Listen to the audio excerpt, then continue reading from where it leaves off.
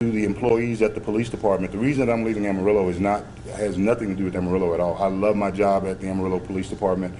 My boss, the city manager, our city council, the citizens, the businesses have supportive of the police department during my tenure here. That it's awesome, and we all know that there are places across the country where that is not the case. The reason that I'm leaving to return to Plano is because of considerations of my family. Both my wife and I would like to be closer to our families in general. We have a grandson now who's in Atlanta, but that's one flight that we don't have to take to get there. And my mom's mother is still alive. She's in her 80s. She's in a little town called St. Augustine, Texas. And from here, with a few stops, it's over 9 hours to get there. And from the Dallas area, we can be there in 3.5 hours. So that's going to give us more time to do that. So I just wanted to make sure that everyone is aware that this is a great place to work for a police chief. The city manager already has a process in place that I'm sure he may talk about. But yeah, it is with a heavy heart that I leave Amarillo. We have made some big progress, I believe, here with the help of both the officers, the police association, city management, the council, and the community in general. When we got here, our response times were drastically higher than they are now. They're a little bit higher than I would like right now, but they're not even close to what they were in 2016. Our crime rate this year over year is 10% down compared to 2018. We had been seeing incremental decreases in our property crime, but this is the first year we saw a good decrease in our violent crime as well, down also about 9.8% this year for the violent crime. And we think that's due to a partnership we have with our federal partners and other law enforcement agencies in this area in a project called Project Safe Neighborhood. So we're pleased with that. Our DWI arrests are up over 600 again. They were around 400. We want to again thank former municipal judge Sonia Letson for getting a process in place to allow us to make more DWI arrests. It's difficult to count something that doesn't happen, but we have no idea how many lives are saved when these officers take these drunk drivers off of our roadways. And so I'm really proud of the work that they're doing in that area. I'm also proud of some of the other programs that we've put in place in dealing with our mental health. We've created a dedicated crisis intervention team, which is also our homeless outreach team. A small unit, but they punch well above their weight. We have a close partnership with the Texas Panhandle Centers. We went in with a grant with them, and now we have civilian mental health specialists who actually ride in cars with our police officers to help us deal with some of the harder cases out there. We have a very good partnership with the Pavilion Hospital, and so I think that program is working well. I think we've seen some improvements in our domestic violence situation here in our community. We have a domestic violence coalition. And again, that coalition wasn't created by me or even necessarily the police department. It was a coalition, a partnership of the police department, our prosecutors, all three of our big prosecution agencies, and family support services and other partners out in the community. And I think we are now holding offenders more accountable, and we're seeing fewer intimate partner fatalities and aggravated assaults in relation to that. And one area where I'm also very pleased is in our community engagement and our community policing efforts.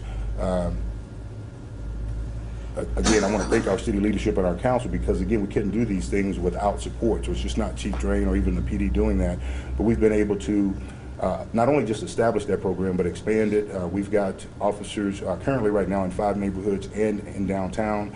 We're going to be adding officers, at least one officer to the Hamlet area.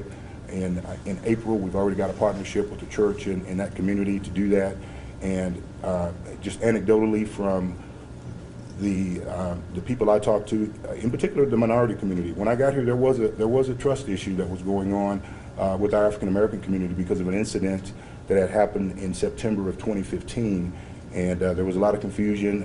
Some folks didn't think there was enough transparency, but I think we've gotten over the hump on those issues, and we have much more.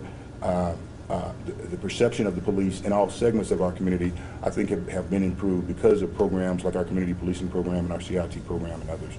So I think there are a lot of good things going on here. I use the term partnership a lot here because it is about establishing relationships, and we have a lot of deep relationships in this city. The police department does with our hospitals, with our nonprofits, with some of our businesses. Amarillo National Bank, Happy State Bank have been very supportive of us, others in the community, and so we really appreciate that. Right, and for the city's part, there's very few times when I will speak directly for my council because, I don't want to put words in their mouth, but for my part, I am very sure I'm on a very thick branch when I say that, and for the council's part, that we are extremely grateful for the work that Chief Drain has done here in Amarillo, the work he's done with our community, the engagement that he's had with all of our constituent communities, and all of the different programs that Chief Drain mentioned, and the statistical enhancements that we've made over the last handful of years. We're going to continue the momentum with all of those projects. We're not going to back off on any of those during the interim period, nor with a new chief. That's going to be one of the things that we're going to work on, is maintaining the momentum that we have in enhancing our crime statistics and also in engaging with all of our communities. We want to make sure that we are a department that is effective, but is also embraced in all of our in all parts of our community. So we want to focus on that going forward. We have a process in place. Once Chief notified me that he was the candidate in Plano, I knew exactly where that was going to go. I knew he would be successful in that, and they would be very lucky to have Chief Drain. I made a call to the city manager there and told him the same thing, and it was a very good conversation. I told him, you're getting the very best. So I have the very utmost respect for Chief Drain, the work he's done here, and we wish him the very best in Plano. And I know I don't have to wish him that because he's going to get it. He's going to achieve that. Going forward, though, once he told me that, we immediately began the process of starting a national search. So we will be doing a national search for a new chief here in Amarillo. We're going to use an interim chief that will come from outside the organization, and that's not because I don't have trust in our assistant chiefs at the department. I want to set them up to be able to put their best foot forward, both of them, to be able to apply for the position. We'll also look at external candidates as well. The only reason we are using an external interim chief is so that we can bring someone in who has comparable experience in similar type of city, size, and geographically, so that they know some of the challenges that we face here in the Panhandle from a policing standpoint, but also so that both assistant chiefs have an equal opportunity to put their best foot forward for the position. And like I said, we're also going to look at external candidates. Now, we're going to make it a very transparent process as well, where we seek input from all parts of our community, not just from inside the police department, because we will do that. We'll also seek input from our city council members and our mayor. We're also going to seek input from all parts of our community. And we're also going to make it possible for people to send us input through social media, through our communications department. All of that will be integrated into the search process so that we can make sure that whoever we choose for our next police chief reflects the values of this community and will carry forward the positive policing efforts that we've made over the past number of years. So with that said, Chief Drain and I both will answer any questions that y'all have. Chief Drain, real quick, what are some of the most memorable moments that you've had while you've been here? Most memorable moments that I've had. There are so many. They're really hard to for me to think of any right now. Well, one of the most memorable ones just happened. Last week we sent our largest police academy class, 32, and when I walked in there and saw those recruits, I mean, we hired about 32 officers total last year for 2 classes. We have that many in 1 class now, so that was pretty memorable. I think it's really setting the department up for future success to reach our staffing goals, because all of the other things that we talk about, whether it's traffic enforcement or crime or outreach, it all starts with staffing. You've got to have enough police officers out there to get the job done. And so I'm really pleased that we were able to get so many hired this round. What about dates? When you plan to exit out of here, and then when will the interim officially take over? Will the interim come in a little bit ahead of time to meet with you, and then you kind of, work all the logistics of all that stuff out? Yeah, my last day with the City of Amarillo will be the 7th of February, and City Manager and we've talked about it, that if the interim wants to come in, I would gladly show them whatever I can with the time that we have to get them set up for success. And we'll work to identify and announce an interim chief as soon as possible. Once we have that, he or she will communicate with Chief both prior to arriving and after they've arrived. But we're going to make it available to them to come early before the chief departs, if that's going to work out with the timing and when we can make them available. And there's some factors that we don't know yet, but as soon as we know, for sure though, that person will be in contact with the chief before they start, so they will be aware of anything the chief, they'll have all the information that the chief can provide. Chief Drain, you saw with a bond election before you got here at the city council, supplied you with a lot of equipment to modernize our force. How important was that for you in doing this job to make a leaner, more efficient department and more modernized body cameras, equipment, buildings, and storage? Well, Proposition 2 that was passed in November of 2016, the biggest help that was to us was with facilities, primarily our parking lots, so that we have much more secure parking lots. They're monitored. We have cameras. We have additional space because there was an annex building that was almost unusable that was fixed up as a part of that. And then the other facility-related issue was there was an expansion of our. It was not an expansion, but we had a floor that was unoccupied, the 7th floor. It's being worked on as we speak. It's almost finished. It's going to give us more space. And then there's work that's going to be done on the 4th floor as well to fix up the locker rooms and do some other things. And then we also use part of that to get the basement cleaned out after we moved property and evidence to a warehouse on Grant Street, which allowed us to set up a fitness facility in the basement of the police department. And in my career, I've attended training at a lot of police departments, and where I can, I go check out their fitness facility. I have seen no one with a good has a better fitness facility than we have, bar none, period. And so I think the facilities, our facilities team, and the officers and folks over at the PD that worked on that did an outstanding job.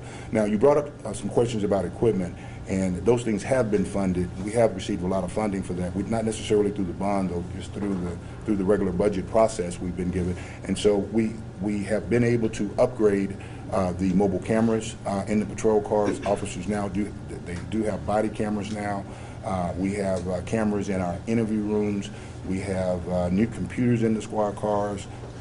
We have electronic ticket writers, which can save some time, and they're not just for writing tickets. There are other things that you can do with those devices, but they make our officers more efficient. We've added something called the National Integrated Ballistic Information Network System, an important piece of equipment. We actually got that through grant funding, which will allow us to better investigate shootings that occur. We have 3D scene scanners that will allow our traffic investigators to much more quickly, where it would take 2 guys 3 hours, sometimes 3 guys, depending on the situation, to scan a scene. They can do it in 30 minutes now when they go out, whether it's a crime scene or a traffic crash scene. So again, just to make us more efficient. And the council has been very supportive in that. That's on the equipment side, but they have also been supportive on these big, expensive applications that we use. In 2018, we implemented a new radio system. That is probably the most important public safety asset that we have, other than our people that actually work out there.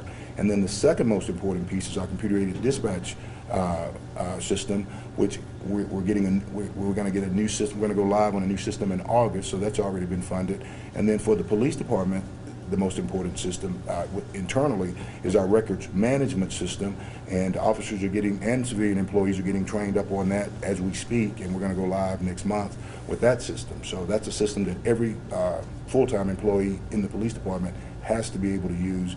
And so getting all those systems upgraded is going to have a very positive impact on public safety here in Amarillo. I do have one more question. Yes. City Manager, real quick. My main question is, I know you spoke on values. What values do you think a new chief needs to have to reflect our city? Well, I think he's going to have to value every part of our community. I think a new chief is, and I said he, I don't want to steer that in any direction. I think the new chief is going to have to value every part of our community. I think they're going to have to be a hard-driven, compassionate leader that the entire department can get behind and respect. There's a lot of qualities that go into that. I'm not going to go into all of the detail there, but a person of character, a person that whose background and their body of work represents what we want and what we want, the type of person we want leading our department. You know, there's a lot of characteristics that we're going to want to make sure that we touch and address through this process. And we're also going to seek what our community, it's not really at all what I want. I want to make sure that what we hire, the person we hire, reflects the values and priorities that our community has. So we're going to discern that through this process. We're going to be very exhaustive in seeking out input to make sure that we are looking for the type of person that will reflect Amarillo and we'll all be proud of. I think the tone of your police department is drawn so heavily from the chief. They set the tone in that department, and it's such an important part of who we are as a community and as an organization that this is a very important hire. It's going to be mirrored closely by very similar with what we're going to have to do as we go through the fire chief search. Again, a very important deal. So we've got a couple of opportunities in front of us. You know, people could say they're a challenge. I say they're an opportunity. I hate to lose somebody of the character and quality of Chief Drain, but it's an opportunity for us to continue this forward progress that we've made. Chief, you've seen a lot in your time in law enforcement. How have things changed for the better, and how have things become more challenging, in your opinion? I think things have changed for the better. That you're talking about law enforcement broadly, Doug. I think more police departments are implementing community policing, realizing the importance of community engagement. I think more agencies, more law enforcement professionals realize that we have to do more than just go catch bad guys and make traffic stops, and we have to get involved in things like the homeless issue and issues related to mental health and issues related to victim services other than just the minimum that we're required to do. So I think that that's a positive change. It's one of the things I see more agencies are getting involved in when I go to conferences and the like. But there are things that are making it more challenging. Social media is one. We put out our crime stats and people say, oh, well, crime is going up. I don't believe them. Well, crime is not going up. I can assure you of that. It's going down, and at least the reported crime. But when you have social media out there and it's on 24/7, whereas before we would see you guys in the morning, we see you guys at 6, we see you guys at 10. Now it's 24/7. Anytime you get your phone, you're getting, you're getting that news or whatever, and people think that there's more crime, more bad things happening out there than I believe is actually going on. How would you sum up your tenure here in Amarillo? I would sum up my tenure as it has been it has been great. It has been terrific. The partnerships here. One of the reasons that again, when I came to Amarillo, it was not my intent to apply to be the police chief here, but in just a short period of time, I saw the tremendous support that this community, that the police department received. There was a lot of support from the police officers and the police association, from some of the changes that that needed to be made at that time. And quite frankly, I was surprised at that support. I thought that there was going to be a battle, and at that stage of my career, I just didn't want to have to go do a lot of fighting, to try to get changes made. But quite frankly, the officers and the civilian employees at the police department, and certainly not everybody, I can't make that case, but overall, they have been supportive of the efforts that we have made. And one of the reasons I believe that that's the case is most of our employees, officers and civilians, they're from the Panhandle. Most of them are from right here in Amarillo, and most of them live right here in Amarillo. And so when you can show them a change is good for the community and good for the department, they support it because they live here too. Whereas when you go to the Metroplex, Houston, Austin, most police officers don't live in their city. Very few do, in the actual city where they work every day. So I think that's one of the reasons here that the atmosphere is so different with the employees, and it's made it much more pleasant working environment for me than what I anticipated when I came here.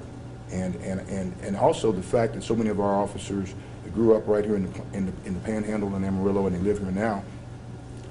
It has an operational impact. They catch a lot of bad guys. I mean, they really, really do. It is what's going on in Amarillo is not common in other police departments that I have worked with and worked around in my career. These guys are really good at catching bad guys, and part of that, I think, is part of it is geographic, is our geography, but part of it is so many of these guys live in this community, they grew up in this community, and they know a lot of people. And so things like our Crime Stopper program are just so much more effective here than what I'm accustomed to, because when we put things out, people know them and they call us, and and we go catch them, or they go catch them. Okay.